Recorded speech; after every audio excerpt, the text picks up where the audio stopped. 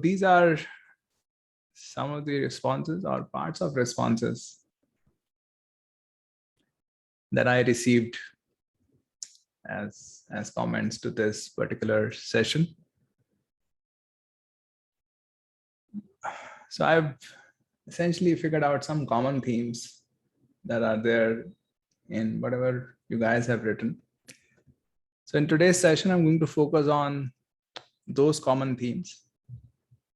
So today's session is handling the emotional aspect of GMAT preparation. My name is Chiranjeev Singh. Some of you may already know me. I'm a GMAT coach. So emotional aspect, I've been talking with my classroom students and to a large extent my private tutoring students for a long time. Because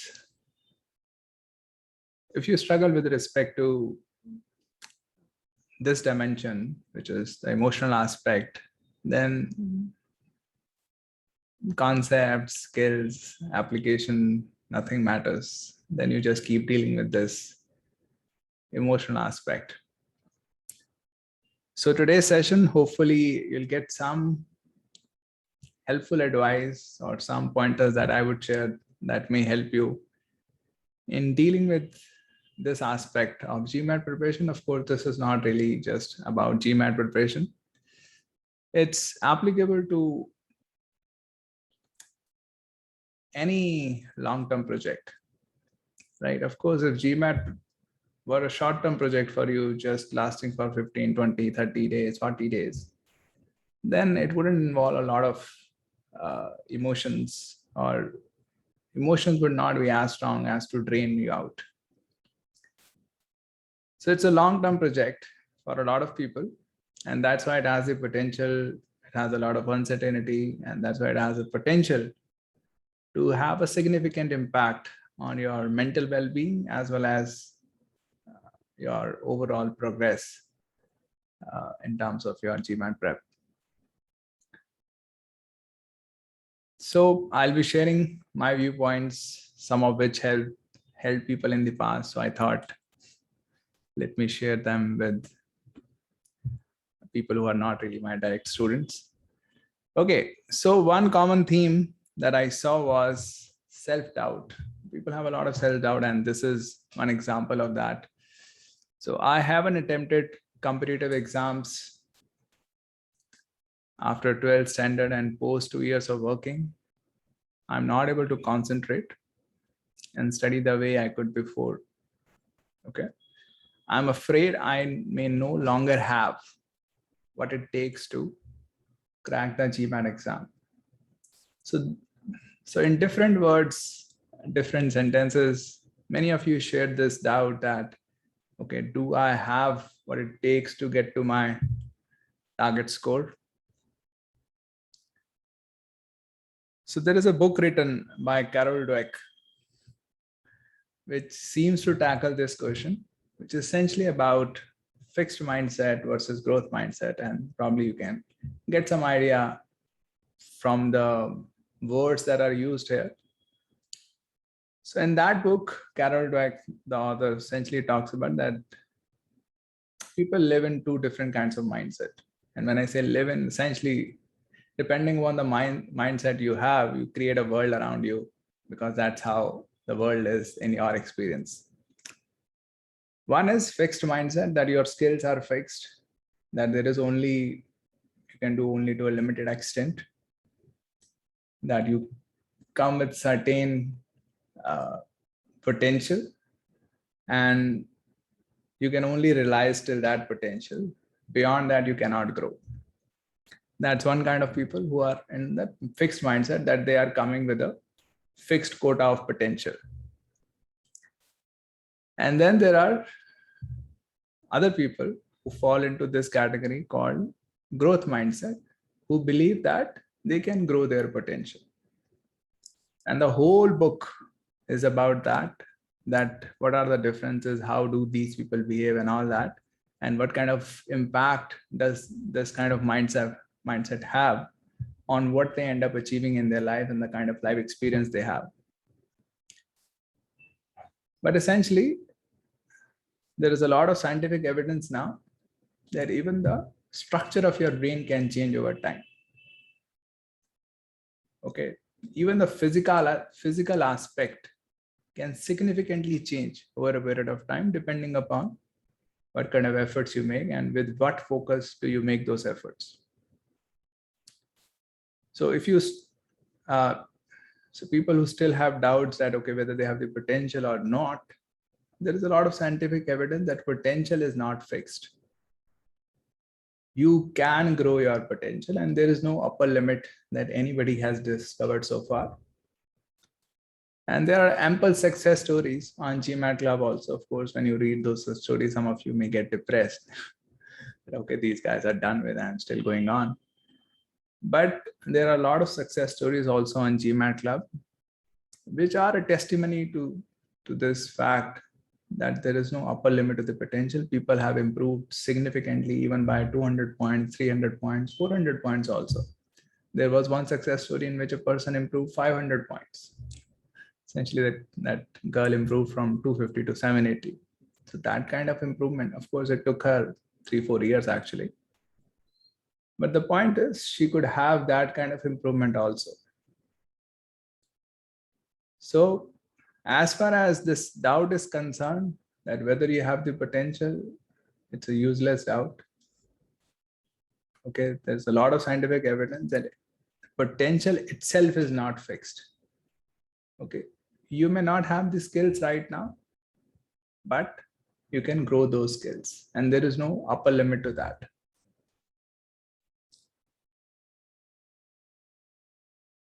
Now the thing is, you need to understand that where you stand, essentially whatever your skills right now are, they are not in your control, right?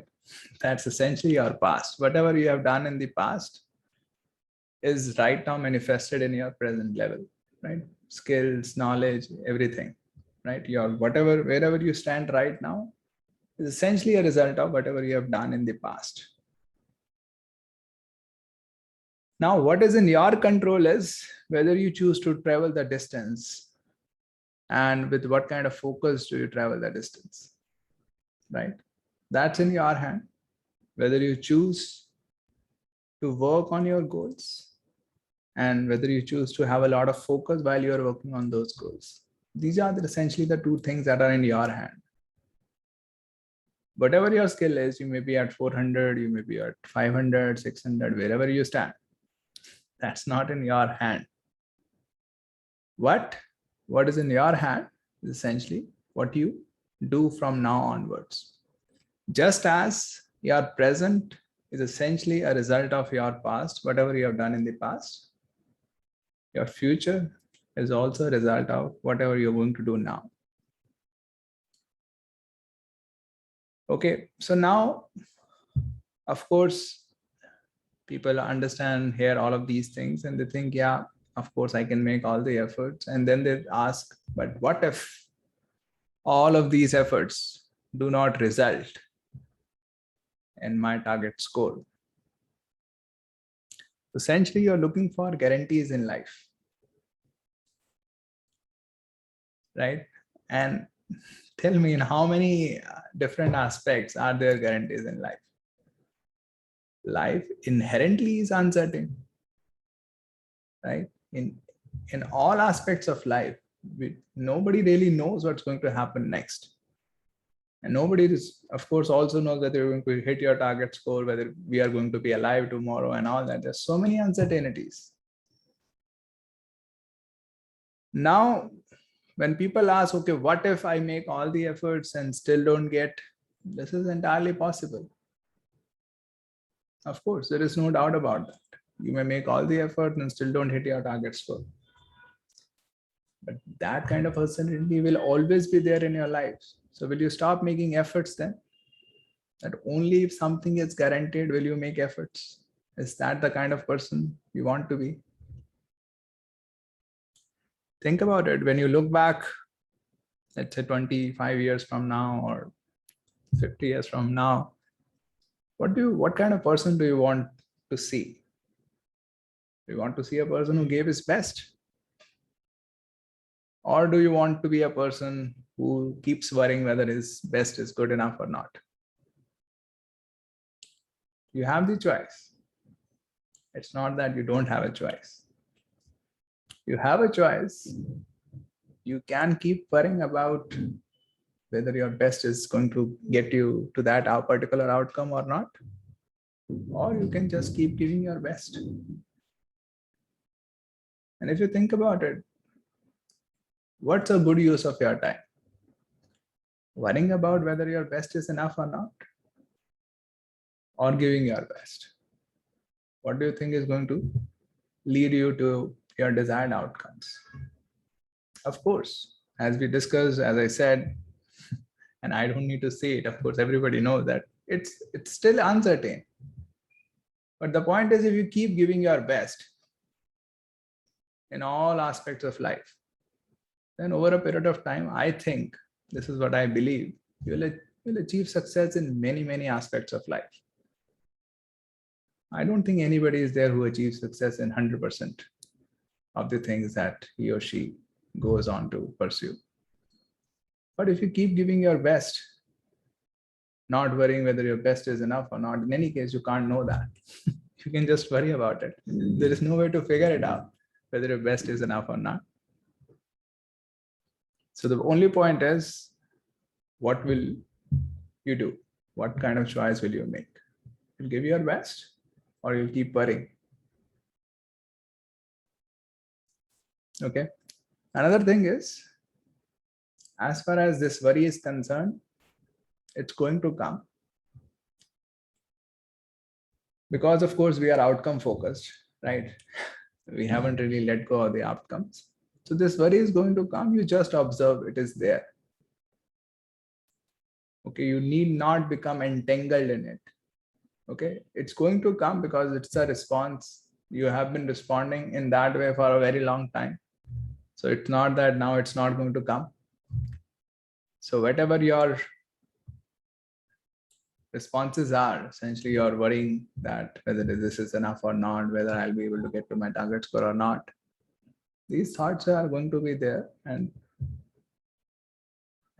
corresponding to those thoughts, there will be emotions. The point is to just let them be there. Don't fight them. Oh, why are they there? They will be there. The point is to divert your attention and essentially keep focusing on doing your best as much as you can. Now, in what proportion of time will you be able to do your best and not worry? The proportion will change over time. Okay. Right now, probably you may worry 20% of the time, 80% of the time, whatever that proportion is. But if you keep changing your habits, if you keep making a different decision to not get engrossed in worrying about whether your best is good enough or not, over a period of time, it's going to become easier for you to just focus on giving your best. And you need to take a decision. What kind of person do you want to be? Who, whenever some uncertainty comes, he panics, starts worrying, or he just focuses on what he can do the best. Okay, as I speak, many of you may have questions. So park your questions so you can write them down at your end. I'll be tackling the questions at the end. I have some content to cover, and some of the content I expect will answer some of the questions you may be having right now. So just hold on to your question, but write them down so that you don't miss them. We'll tackle them at the end. So this is one common pattern that I saw, self-doubt. And these were some of my thoughts. Okay, then there is self-judgment. Essentially that you keep judging yourself. And this is an example of that. So I've been to an average engineering college and got a decent job. Also tried CAT coaching in the past. Somehow always felt that my concepts are not strong. I don't have that spark or capability to do anything. Even when I attempted studying through e-GMAT in their test, got 30%, it broke my heart. self-doubt and parental pressure to do better. All of this gets overwhelming and stressful. So of course, self-doubt and self-judgment are not very far apart ideas. So now in this test, whoever wrote this, the person got 30%. So one is, it breaks your heart, you become depressed. Okay, this is where I stand. I expected myself to do better. This is one response you can have. Now, whether it's a good response, bad response, and all that, I'm not getting into it. This is one response that you see 30% and you become depressed, stressed out, it breaks your heart and all that.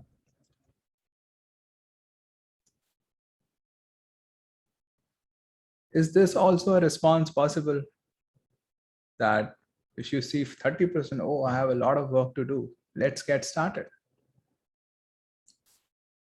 Or is this response not even possible? Is this response possible?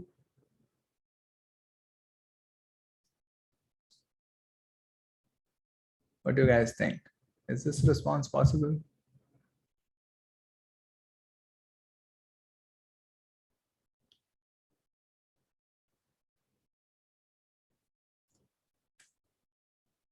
Right? At least it's possible. Just one yes. Other things, it's not really possible. Don't fool us. Right? So it's at least possible. Now, whether this is a response that you get or not, that's a different discussion. The point is, this response is possible. Now, is this the response you will naturally have? May not be. Somebody may have, not everybody may have. But you may not have. But the kind of response you have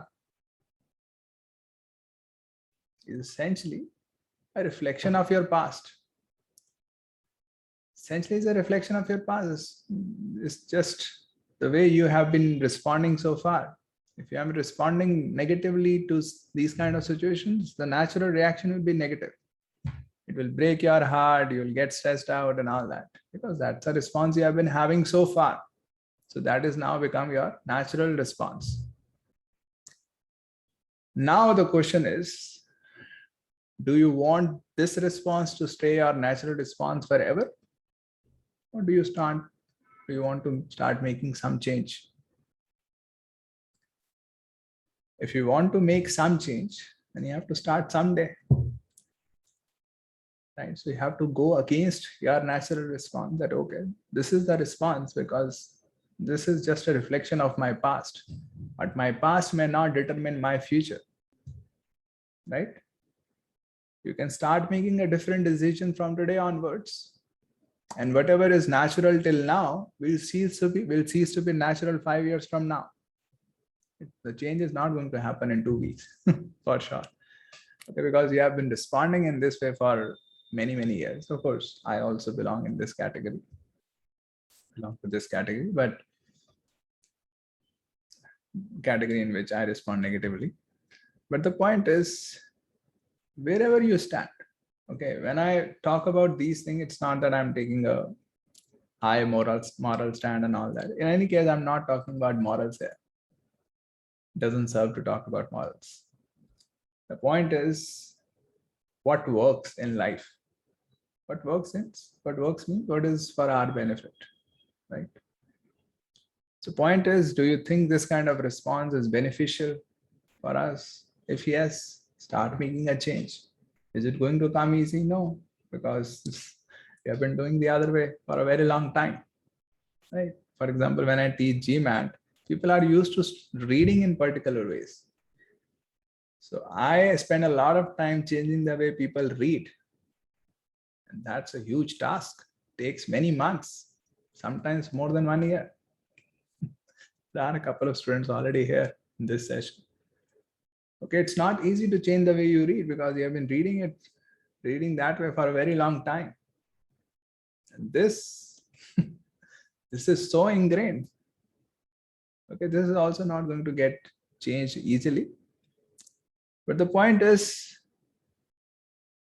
breaking your heart, getting depressed, getting stressed out is not the only response. Okay, you can respond in a different way. I think just being aware that another way is possible in itself may be liberating.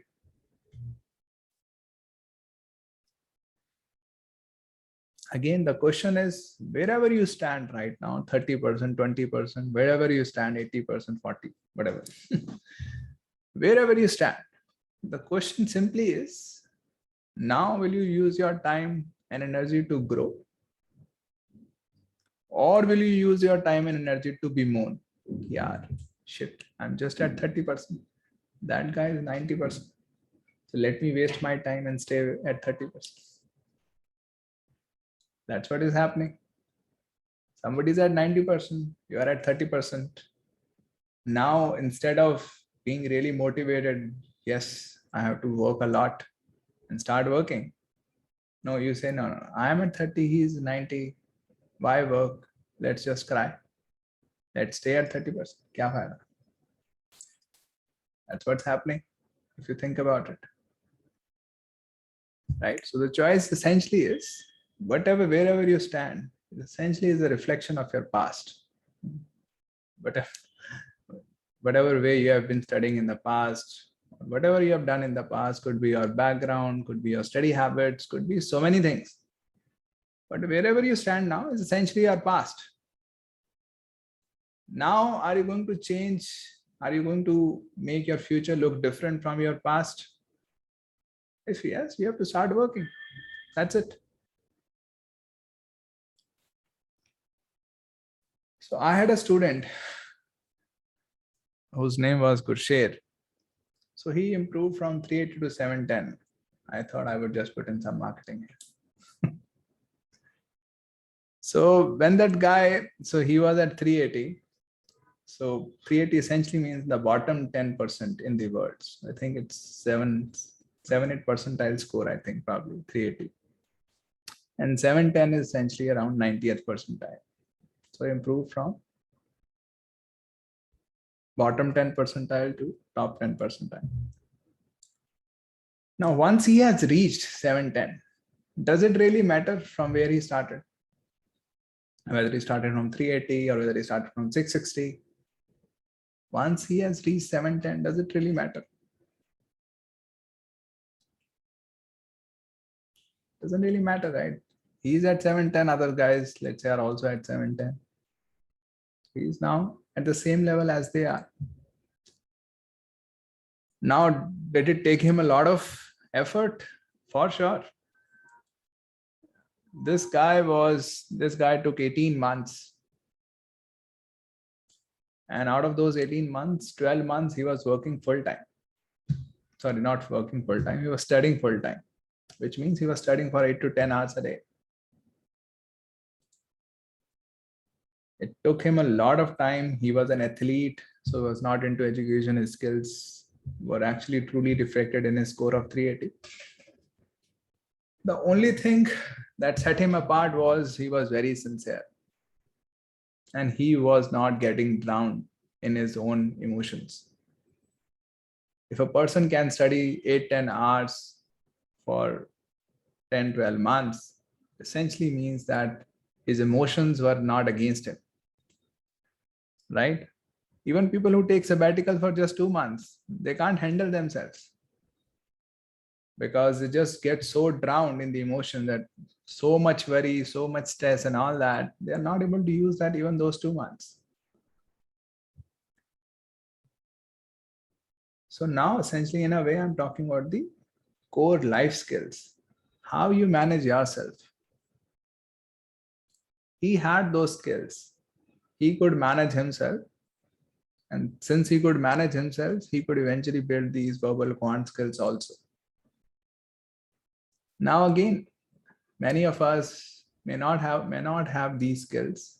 We are just prone to worrying, getting stressed out, getting panicked and all that. So again, this is where we are. This is our past. Wherever we stand is a reflection of our past. right? In terms of life skills also, we can start today and start changing. In 5 years, 10 years, we may become a much better person who can handle his or her emotions in a much better way. But essentially, through the story of Gurshare, what I wanted to convey was that the point is not really, it is not a useful time. It is not a good use of time to keep bemoaning where you stand. He could have kept bemoaning, oh shit, I'm at 380, 380, 380, and all that. Nothing will happen. He will stay at 380. But he worked. And that's how you improve.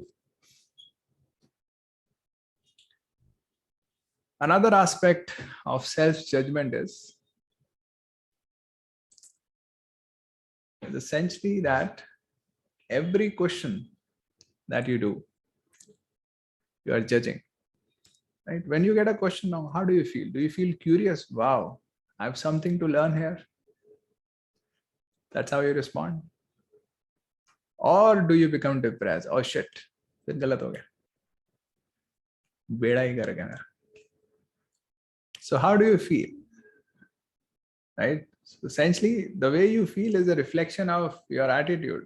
Whether your attitude is that of learning. If your focus is on learning, then you'll be curious. Oh, I got this wrong. Okay, let me understand. But for many of us, every question is an assessment. Every question we are afraid to get wrong. Because we are judging ourselves on every single question. Every single question we get wrong, we are like, there's to na ho payega. Right? So, right. And because the question is not a problem. And thank you for being very honest, Sakshi. So question is not a problem, right? It's your emotional reaction. You are judging yourself harshly just for getting a question wrong. Of course, you may have gotten 10 earlier questions wrong also, but that's still a judgment. When you get 10 questions wrong in a series, again, you can get really excited. Oh, wow, there is so much to learn. I have so much work to do. Let me not waste a minute. But then we become depressed. So that's the way we have been responding. Whenever we come across challenging situation which demands the best from us, we give our worst. Right? There is already a lot of problem. We have a lot of work to do. So the situation demands from us to give our best. We give our worst. So this is one advice that I give to a lot of people. That would you mind giving yourself just 6 months? You can judge yourself. Okay, you really enjoy judging yourself. That's fine. You can be a very harsh judge also. That's fine. But would you mind giving yourself 6 months to learn? That okay, for 6 months I'll not judge. I'll just be focused on learning. Whenever I get a question wrong, I'll be excited. I'll be really looking forward to learning from it. After 6 months, I'll judge myself as badly as I want. Can you give yourself 6 months?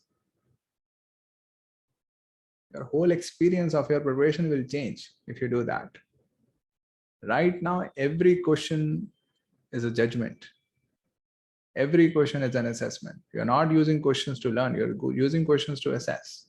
So you're just standing wherever you are. You're not growing because you're not learning. You're just assessing.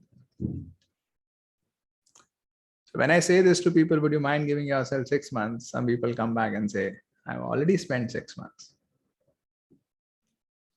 So, so judge yourself. Kuch nahi ho payega. Whatever the case is, you have already spent 1 year, 6 months, 2 years on it. So what? Have you been really learning from the questions in those 6 months, 1 year? Or have you been consistently assessing, getting depressed, just dealing with your emotions? Even if you have been learning for the last 6 months, 1 year, now you need 6 more months. So you're not going to give yourself those 6 months. What kind of relationship do you have with yourself?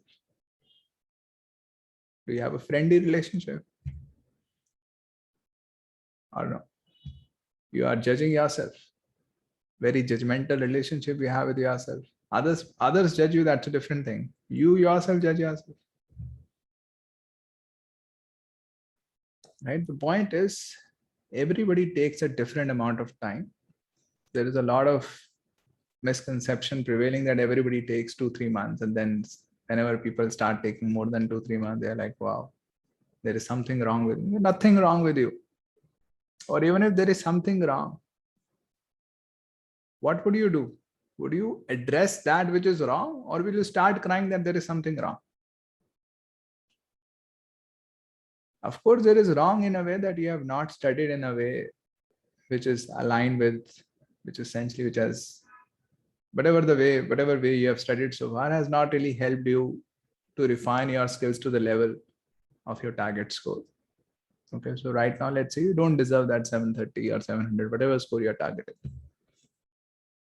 Whatever way you have studied or whatever your background, there are a lot of factors that play a role in essentially wherever you stand right now.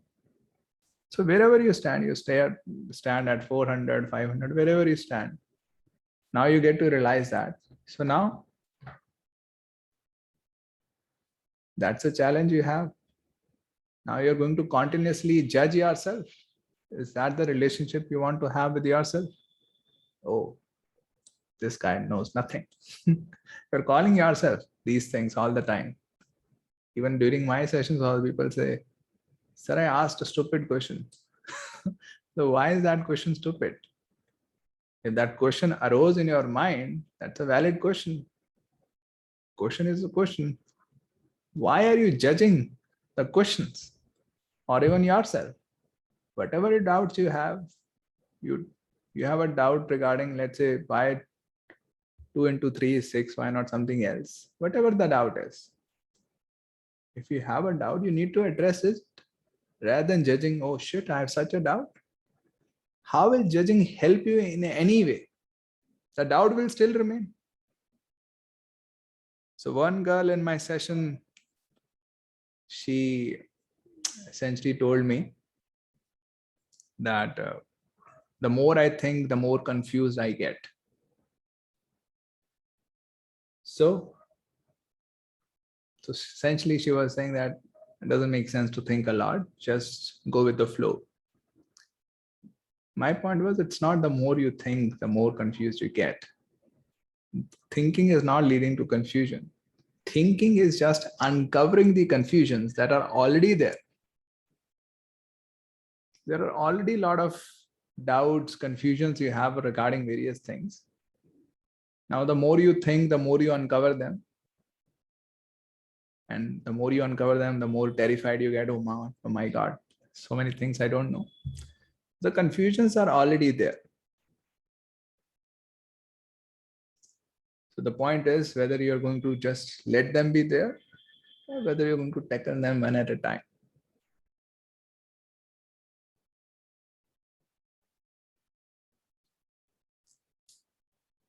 So Janvi, people actually talk about the number of times they have failed also. A lot of times they talk about these. But of course, people just post their success stories, right? People don't really come and start posting their failure stories. And I've been just trying for, there are a few stories which essentially in which people have talked about that they have not been able to get their target score. But yes, mostly people talk about once they have succeeded. It really takes a lot of courage or to really talk about just the failures. So essentially, in case of self-judgment, don't use questions as a continuous form of assessment. Use questions to learn. Give yourself 6 months, 3 months, 6 months, give yourself that much time. After that, you can decide to judge yourself.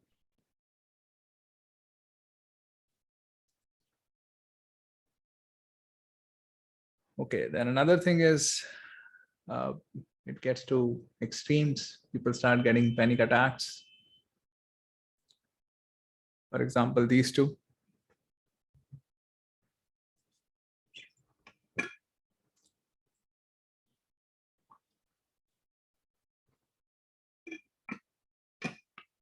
So I panicked throughout the exam, start sweating profusely in the stress that all my answers are wrong. And this gets to my head and then I end up getting every question wrong. I get panic attacks. I know that my loopholes are in SC and CR. I'm trying to understand a sentence from a meaning-based perspective in SC, comprehending the arguments before moving to options in CR. But man, it's just not happening. Despite having 2 F grades in undergrad, I bagged a job offer from a reputable company in India. Okay, that's great. It was all because of my hard work, deliberation, and improvement in communication skills. Okay, so we have already worked on improvement. But GMAT, this is a different beast. With each passing day, I feel overpowered and defeated by this test. I don't want to lose hope, but I'm mentally tired. That's why I get panic attacks while studying, while sleeping. I just don't know whether I should continue with my fantasy of scoring as high as possible or prepare well and give the god damn test. I just don't. Okay. So this is my hypothesis. You can share your opinion. Are panic attacks essentially is a result of extreme fear that your life is going to become much worse? Or is it because of something else? Do you agree with this, or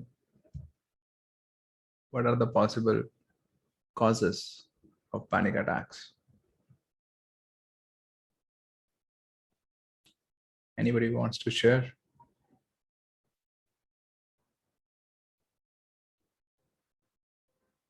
Fear of failure, which is essentially fear that it's going to become worse.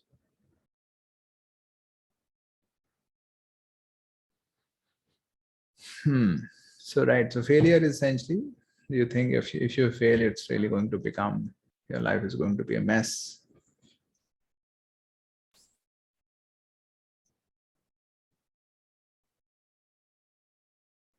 Fight or flight, okay? Panic attacks. Fear of failure, okay? Same thing.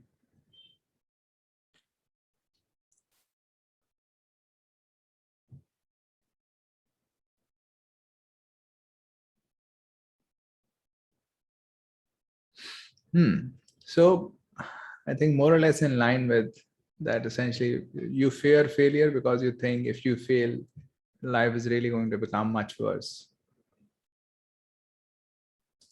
Right? Or fear of being trapped in the same place, essentially, right? You think if you remain trapped or you remain wherever you are, it's really going to become worse. Right, Krishna Raj? So it's a result of fear that your life is going to become much worse, and that's leading to panic attacks. So if this is the case, essentially you're making your life hell right now by worrying so much so that it doesn't become hell in the future. It's a nice strategy.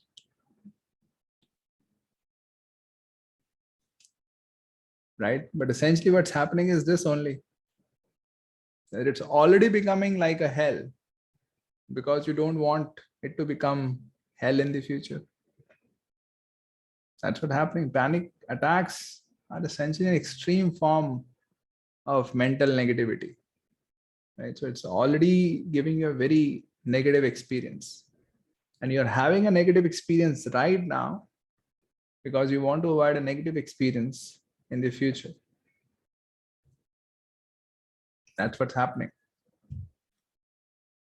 A lot of people, I ask this question that if a good GMAT score happens, would you be happy? For how long would you be happy? Would you be happy forever? For 1 day, 2 days? How many days would you be happy? What do you think? For how long would you be happy if actually you end up getting your GMAT score? One of my students actually took 4 attempts and spent 1 year to get to his target score of 750. He eventually got into one of the top 5 B schools. So he got a 750 after 4 attempts and 1 year of rigorous studies. And then he told me that when he got that 750, he was staring at the screen for many minutes. The proctor had to come and ask him to get up. He was just staring at the screen when he got 750. I was like, wow, it's done. And then I asked, and he said, okay, from the next day, I was worried about application deadlines. And then he got worried about application deadlines, and then he applied and all that. And he got into one of the top 5 B schools. And then when he got that admission letter, he was on cloud 9. That's what he told me for one day. And then next day he was like, what next now? Right? That's what happens. So whatever you are chasing, do you think it's really going to make your life settled, happy forever? If not, if you're still going to be miserable even after that happens, then why are you so attached to it? I'm not asking you to just forego it, leave it and all that. No, that's not the objective. Of course, you have goals, you pursue that. It's going to make your life better in some way. But why are you making your life hell for this thing, which is essentially not going to have a significant impact? You'll be worried the very next day. Or if you think, no, I'm going to be happy for the next 1 year at least. Think about it. Then it makes sense to really worry about it a lot. And the secondly, if you don't get a good GMAT score, would your life experience be always bad? No, you can still achieve a lot. Right now, you may not be getting any ideas and all that. The point is just, if you remain positive, then the ideas will also come. The point you're not getting any ideas and all that is also because you are indulging in a lot of negativity. You are drained out already. But it's not unidimensional that if this doesn't happen, nothing is going to happen.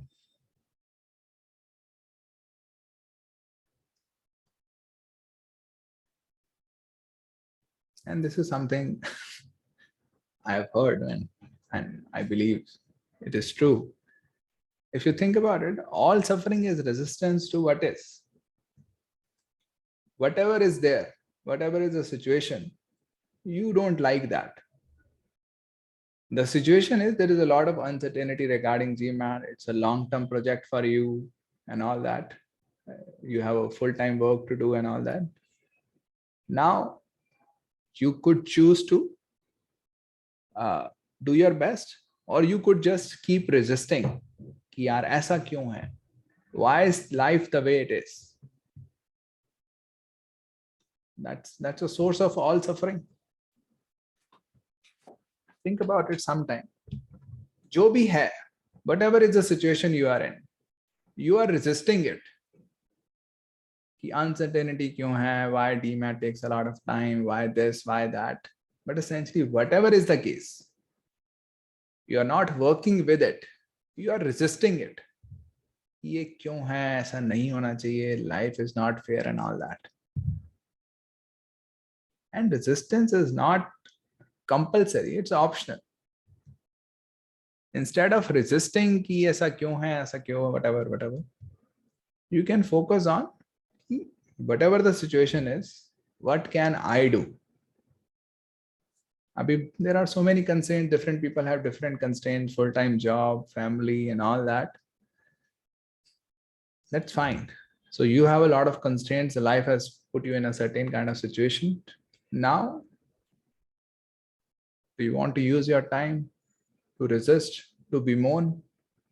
Or do you want to use your time, whatever little time you have for GMAT, you want to use that time to just do a few questions? That's the only choice you have. Right? You can keep blaming life and all that, or Whatever time you have, whatever opportunities you have, you make the best of them.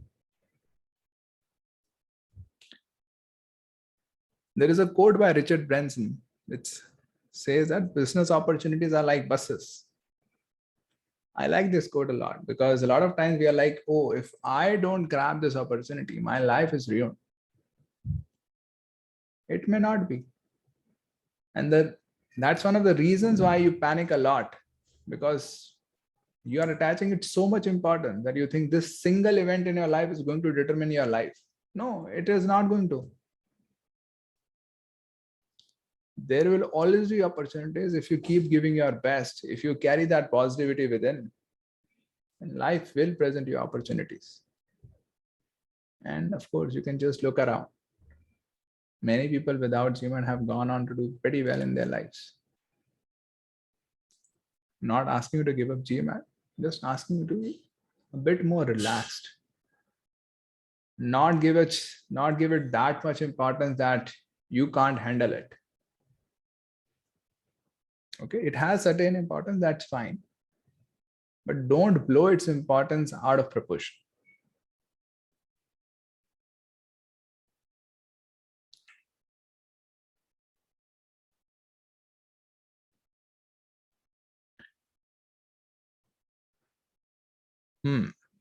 Another thing is this kind of experience that one guy mentioned.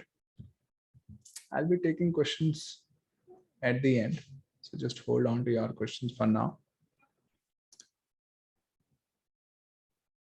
So another kind of experience that, as somebody mentioned, is you feel defeated by the test. You feel overwhelmed, you feel defeated that, okay, this is just not happening. First of all, there is no wrestling match going on, right? You don't need to feel defeated. Every time sort of there is a problem, we create a war, like just as we have a war on coronavirus. This is the common trend. बेचारा एक virus है छोटा सा, right? मतलब we are having a war on it. मतलब what? Right? There is a problem, of course, that we need to tackle. That's the only thing. But every time there is a problem, we create a war on it, and we get all excited. Yeah, man, there is a war. Okay, in the GMAT front also, the only thing is that you have not gotten your target score. That's the only problem. Nobody has defeated you. It's just that you have not gotten your target score. Again, you are blowing it out of proportion. इतनी बड़ी बात नहीं जितना you are making it. So now this is the problem and you need to solve it. Okay, you sit calmly and try to figure out the best solution. Whatever solutions you have tried so far have not worked. Now you try some other solution, right? But we don't do that. We keep feeling defeated. So we remain occupied with bandaging ourselves.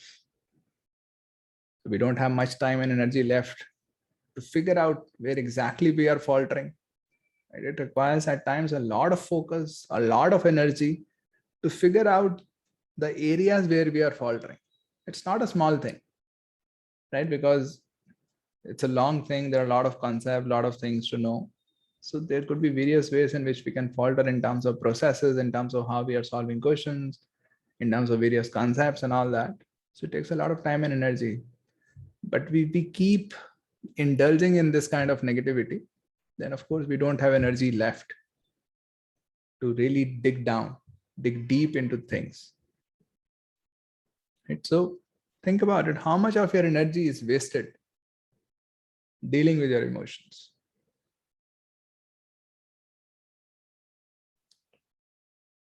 Are these emotions given to you by the test? Or are they self-created?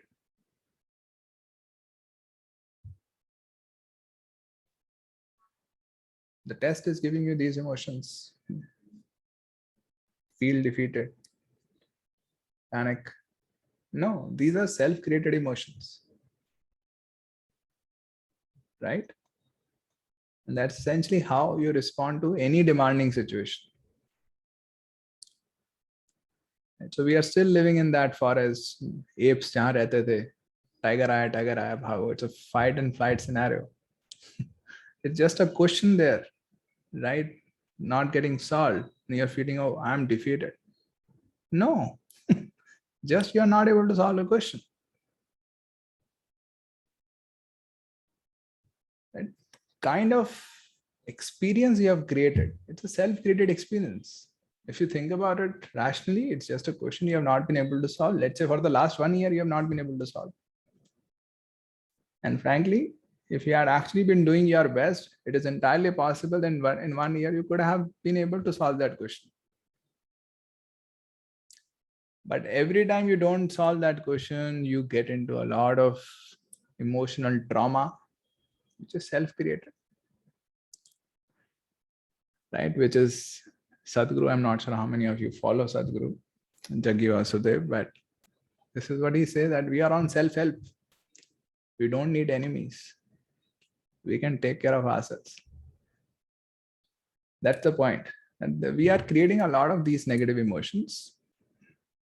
The point is, you need not. Okay, that's the whole point I'm trying to make here. You need not. That's not the only way to respond.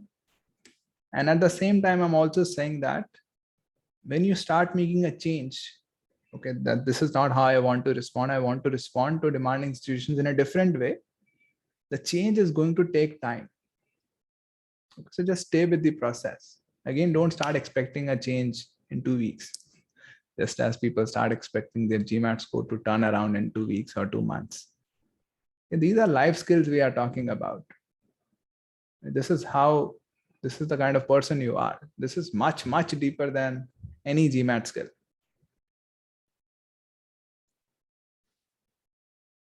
Okay. So again, being defeated and all that, this is also just the way you're thinking about it.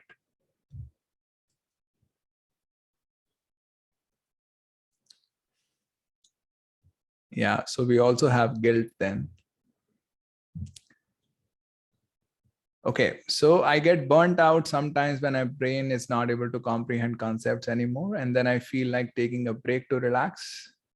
However, when I take the alleged break, instead of relaxing, all I fret and feel guilty about is not studying for the GMAT. You get so fed up with GMAT that you take a break, and now you're taking a break, you feel guilty, not able to relax even during the break. So 3 things would help you. First is awareness, just being aware that this is happening. If you are aware of the patterns that you are trapped into, then you'll probably start getting out of those traps. This is something, right? It's happening. So you know, okay, this is what happens. The second is being patient. The more impatience you have, for example, you just give yourself, 2 mahine mein I have to get it done. The more you will feel guilty about taking breaks and all that, the more you will be in a hurry. You need to have patience. You may take more time than others, so what? Race hai koi wahan pe? There is no race, it's all in your mind. Third is just compassion for your own self, not compassion for others. I'm not talking about moral things. I'm just talking about compassion for yourself, right? You're already struggling a lot with this GMAT and a lot of other problems going on in your life. Now you want to take a break, be compassionate. Yeah, you deserve a break, right? You need not be harsh on yourself for taking a break. You can be compassionate, if not with others, just with yourself.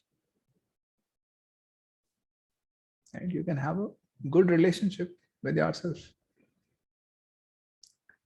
And these are, as I said, these are life skills we are talking about.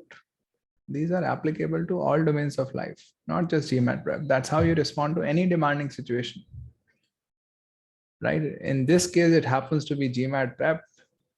Next time it could be something else. Next time it could be relationships.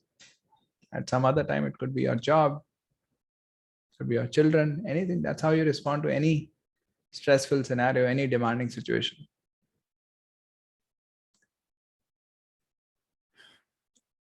Okay, so it's going to take time. As I said, even building skills take time. So life skills also take time. So try to be patient while dealing with impatience. Because I think once upon a time, one student came to me and said, "Sir, I try to be patient, but this is just not happening. I'm fed up." So he was fed up with his impatience. He was so impatient with his impatience. Right? So you can be patient. You know, there is a lot of impatience already inside. It's not going to disappear overnight. And once you get to know, okay, I have to become patient, it's not going to happen like this. It may take years. The point is, will you start walking in the right direction or not? Okay, if you decide today that, okay, I'll now start working towards being more patient with myself. Okay, still those feelings of impatience may arise that why is this not happening and all that. Observe them and try to be patient. Okay, so impatience is also going to take time to gradually reduce over time.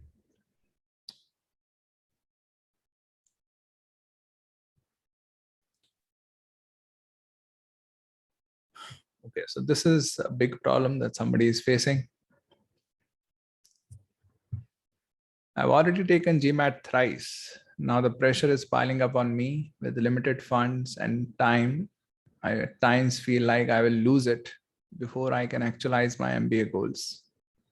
And the most irritating part is that nobody understands this situation.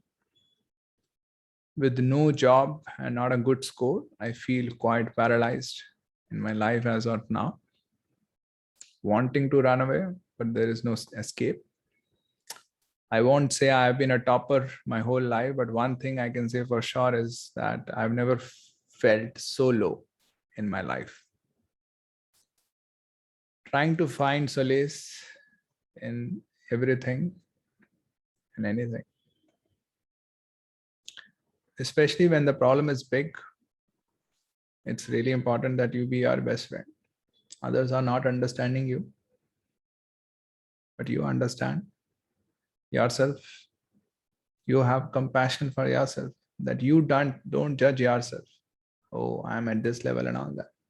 You don't judge yourself. You're like, wherever I stand, I accept. And I'll try to do my best. It's not that every day I'm going to do my best. This can't happen. Okay. I'll try to do my best. Some days I'll be able to do my best. Some days I'll just slack off. But I'll be compassionate. I'll not judge myself. That's one thing. If you do that, your life experience is going to change. So when the problem is big, then there's already a lot going on. It's really important to be your best friend, to have compassion. And also have some perspective that 25 years from now, what's going to matter is not how bad the situation was or the situation is right now. What's going to matter is how you responded. If you could respond when there is so much negativity around or when the situation is not at all favorable, you will actually be proud of yourself when you look back. Right? Essentially, when you look back, it's not going to matter the kind of circumstances that you're surrounded by, whether you're surrounded by a lot of comfortable circumstances or a lot of uncomfortable circumstances. What matters, what will matter, and if you can think about it, what will matter is how you responded, especially how you responded to failures. Now, does that mean that you will have compassion and you will feel good and all that? No. That depends on how you have been responding in the past. Whatever emotional reaction you have right now, right? That's the natural reaction you have. So that is your past. If you have been responding in a very judgmental way to yourself in the past, then you will again judge yourself. But that's whatever natural emotional reaction you have right now. Again, just understand that it's the past I'm carrying with me.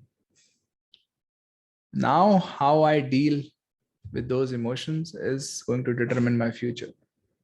Okay, whatever emotions are arising, but you don't be heat to them. You still try to be compassionate. Now you are changing the trajectory of your life. Okay. So far you have been judging yourself and all that. You're responding in negative ways. You have been resisting life, criticizing and all that. From today, you can decide to do something else. And that's going to determine your future. Just as your present is essentially a result of your past, future is going to be impacted by your present.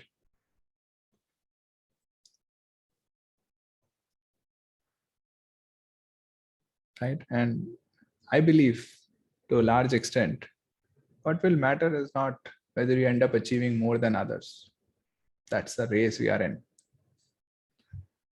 But whether you grow into a person of internal strength or not, whatever the situation is, you are there, you are not succumbing. It's not about fighting. Okay, some people talk about fighting and all that. I'm not talking about fighting circumstances. Life is not against you. Okay, that you need to fight with life. Of course, some circumstances are not favorable and all that. You don't need to fight. You just need to be compassionate with yourself. That's it. And keep doing your best. And you will see that over a period of time, circumstances will change.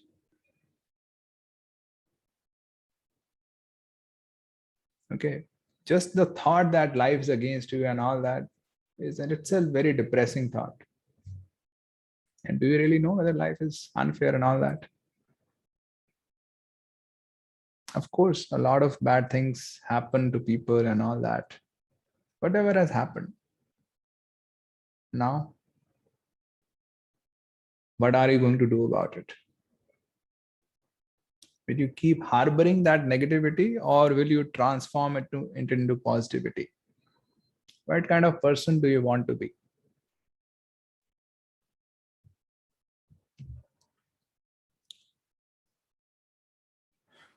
Okay, I think spoken a lot and just speak briefly about it.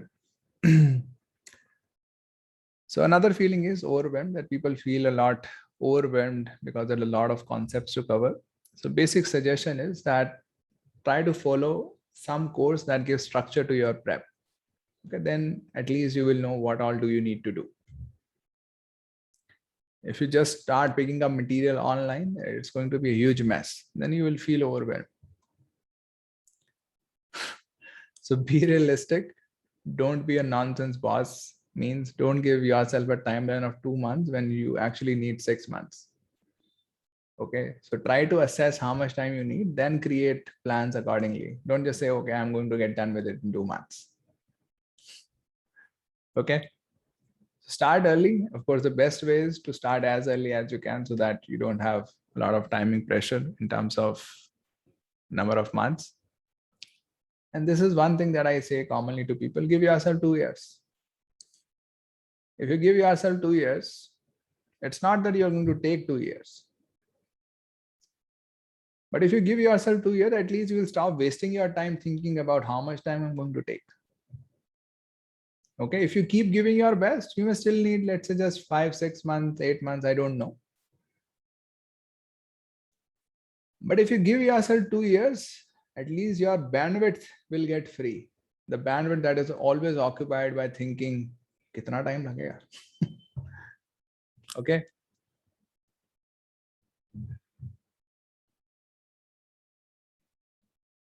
So stop comparing with others. कि उसको तो कम लगा.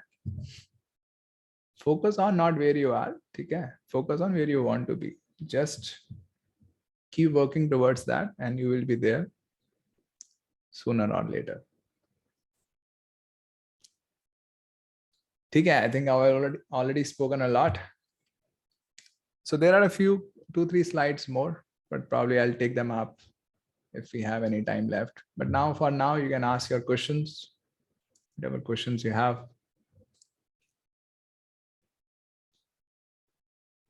Okay, recently got to know that people are cheating on the GMAT by paying some agency 2-3 lakhs for a 750 score. Just knowing this is so frustrating and sad.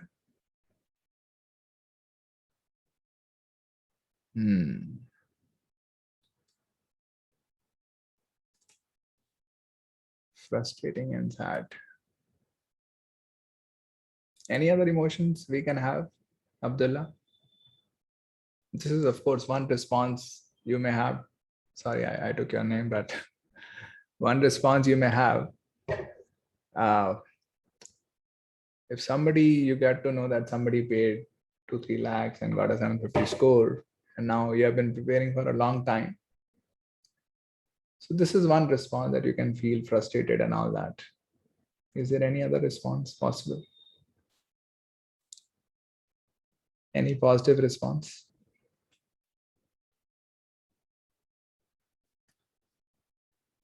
How to avoid distractions while preparing for the GMAT? So what kind of distractions, Apurva? Okay, so there is a private message, how to connect with me. You can send me an email on cj@gmail.com.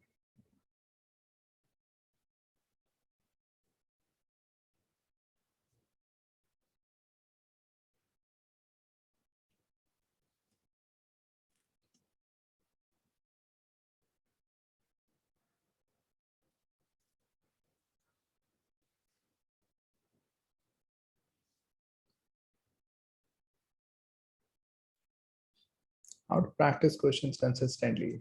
Why are you not able to practice consistently, Gagan?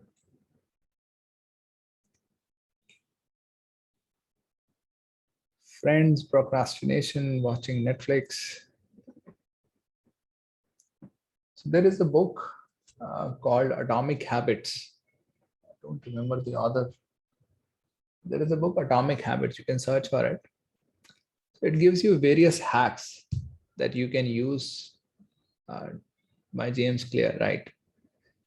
It gives you various hacks that you can use to inculcate new habits. For example, studying is a new habit that you're trying to inculcate. So that might help you.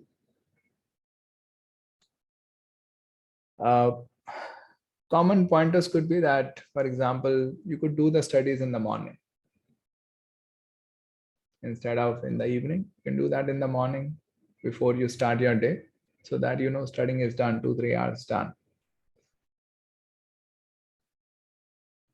As far as friends, social media, and other things are concerned, of course, you can use technical ways.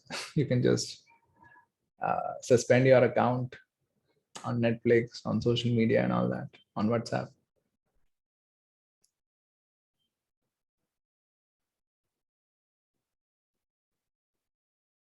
So Gagan, you are saying you're not able to practice consistently because you're focused on studying material. So it depends. Of course, if study material, if you are at a concept stage, then you need to go through study materials.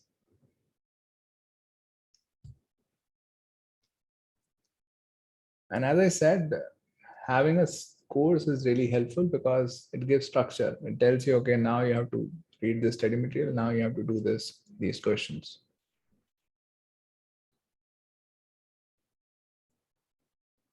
Yeah, right. The Power of Habit is also a good book.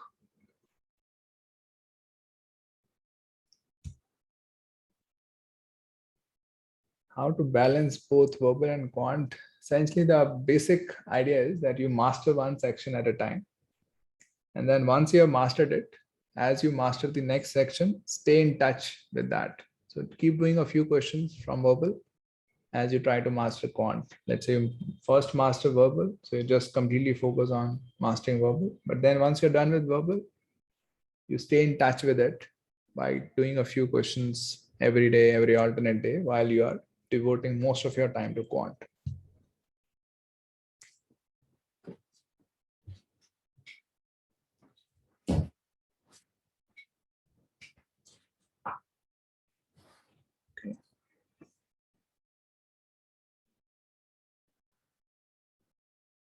Thank you, Purva, for the nice comment. There is a direct message. Okay. Any other questions?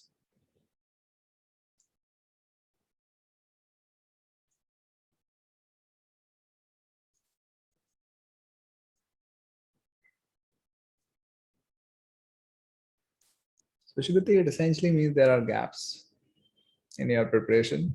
You need to fix those gaps. Okay. At times, a mock may exploit those gaps. For example, you come across those questions which are essentially around the confusions you have. In some questions, you may not come across. In some mocks, you may not come across such questions. So you'll get a high score in those mocks. Okay, but if your score is fluctuating, and let's say it's not because of your stress and all that, then it's a reflection that there are gaps in your understanding.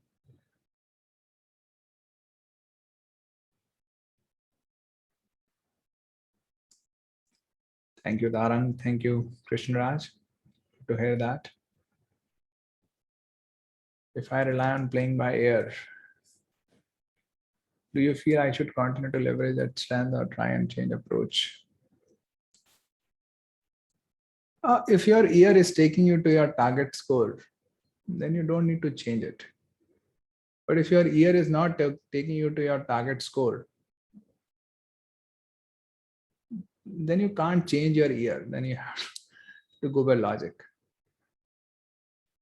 For example, I had a verbal 42 in my first mock that I took without any preparation. I wanted to increase that score and I could reason out CR and RC. Okay. But I did not have any reasoning for SC. Now there is no way I can directly change my sound in SC. That okay, this sentence should not sound correct from now onwards. Okay, there is just no way in that. So I had to learn rules. You can't change your gut directly.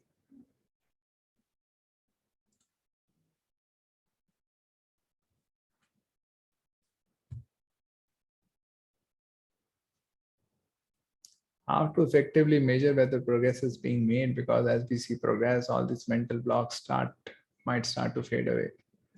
That's a good question, Dinesh. Measuring progress. So there are, of course, one way is just your accuracy, right? It could be in terms of how confident you feel about the questions, right? For example, you just do 10 questions, how confident you feel and what kind of accuracy you get. And you may also take certain quizzes.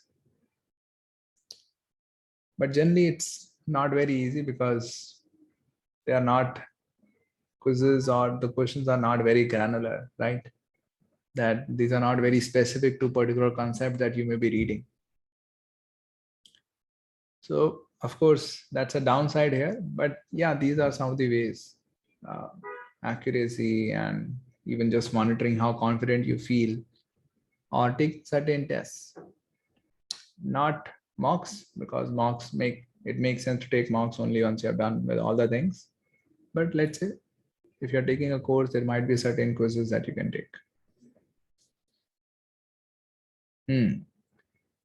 So yeah, there will be initial dip for sure. 892-055. If you shift from a gut-based approach to a rule-based approach, there's going to be a dip. Okay, that's going to be the case.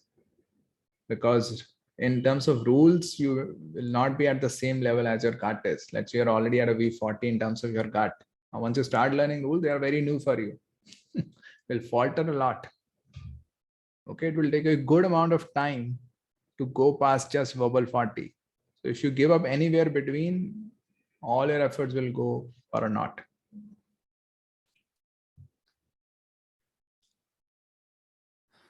How to ensure timing for verbal is improved? Does it mean as have conceptual gap? You are missing 6-7 questions in verbal. The timing is improved. Timing is a result of clarity and comfort.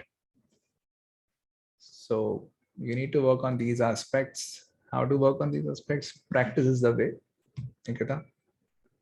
You have to practice so that whatever is not unclear so far becomes clear, or whatever you are not comfortable becomes comfortable.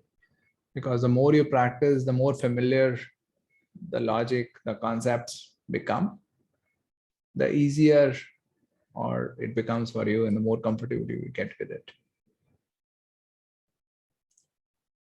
Someone is doing self prep, then you can take, I'm not sure what you mean by self prep, but you can take a standard online course.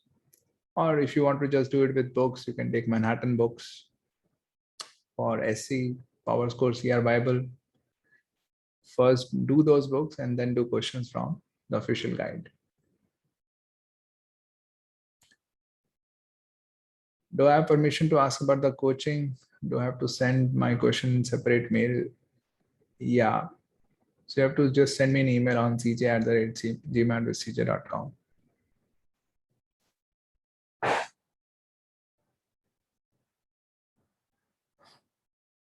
How to get to know whether GMAT is meant for you? Why would GMAT not be meant for you? The only question is whether you're willing to make the efforts that are required to get to a good score on GMAT or not. Right? That's the only question.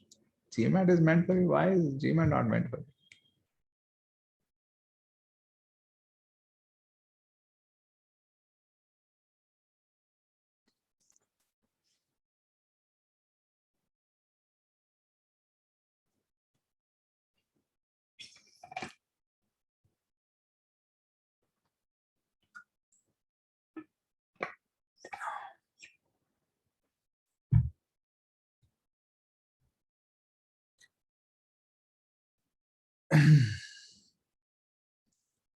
देखो मतलब Shruti, you can quit preparing, but a lot of times what happens is people quit preparing and then after 6 months they realize नहीं GMAT ही करना पड़ेगा.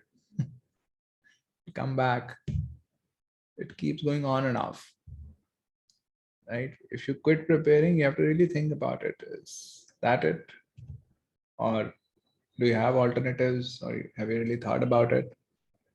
If not, whatever time it takes. Frankly, a lot of people spend 1.5 years not doing it the right way. Okay, because if you do it the right way, I would say a significant majority of people would get done within 1.5 years. The point is, whatever course you take, first of all, take a good course, but then just follow all the advice that is there. People don't follow because they start thinking, okay, it's going to take a lot of time. I don't have a lot of time. I have to get it done in 3 months. And then they keep spending 3 months after 3 months after create a, let's say, a 9-month plan. People keep creating 3 months plan for 3 years. That's what happens. एक बार ही करो, just get it done once and for all. If you want to quit, have a plan that, okay, just want to quit it. But a lot of times what happens is people keep coming back and then it just keep getting dragged.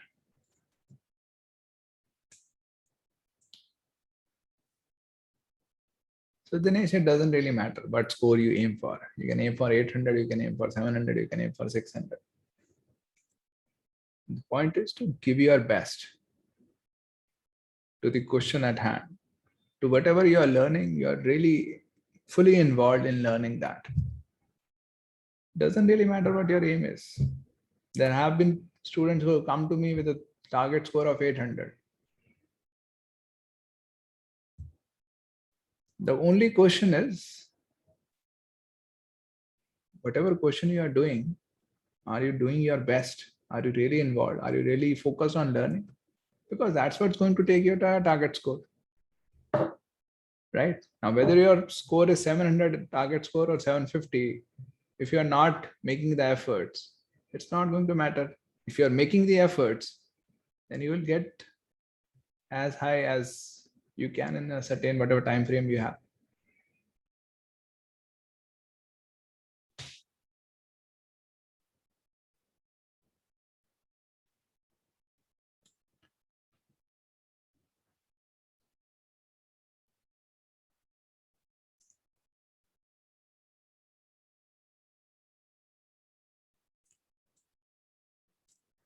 Okay, anything else?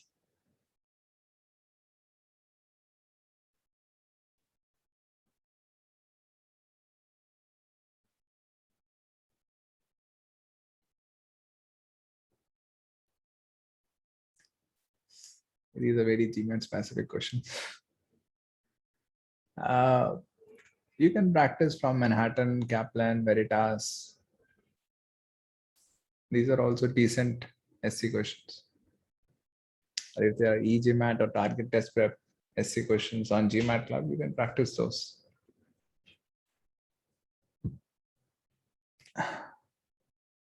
But while I say that, it still makes sense to go back to official and GMATLab questions.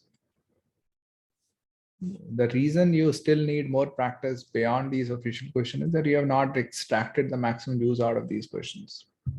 There are about 1,000 or so questions, official guide and GMAT prep questions. If you have really extracted all the juice out of them, you can't be less than verbal 40 in essay. You'll still be making the same mistake. Okay, so of course you can do some new questions, but at the same time focus on extracting the maximum juice out of these official questions.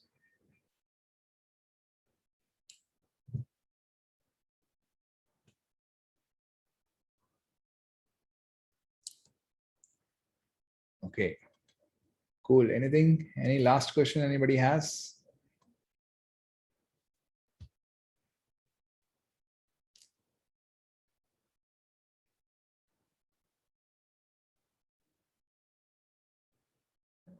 So when we read Manhattan essay, should we practice like topic wise, then practice?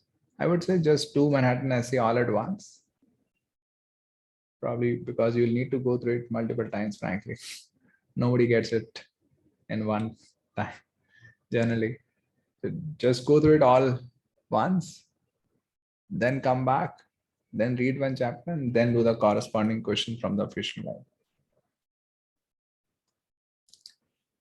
Cool. So we are done. Thank you so much for your time. Hope this session was useful to at least some of you. Take care. Enjoy this GMAT journey. It's helpful to your intellectual growth. It's not a waste of time. Okay, take care. Enjoy the remaining Sunday. Thank you so much. Bye-bye.